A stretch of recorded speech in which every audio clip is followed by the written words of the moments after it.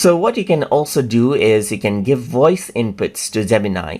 So to do that, you need to go around and then click on use microphone instead of typing a prompt. So I'm just going to go around and click right here and use the microphone right here. And once I go around and click that, you need to allow the microphone right here. And then whatever I speak right here will be typed right here. So it's like a dictation, as you can see, just like this. So let me just go around over here and erase this. And now I'm going to give it a prompt by using a microphone. Let's say, for example, explain about the different generations of computers in detail.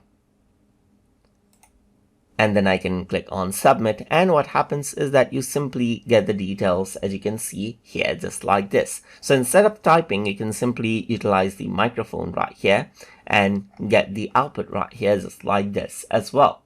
So that is how you can go around and then give voice inputs inside of Gemini.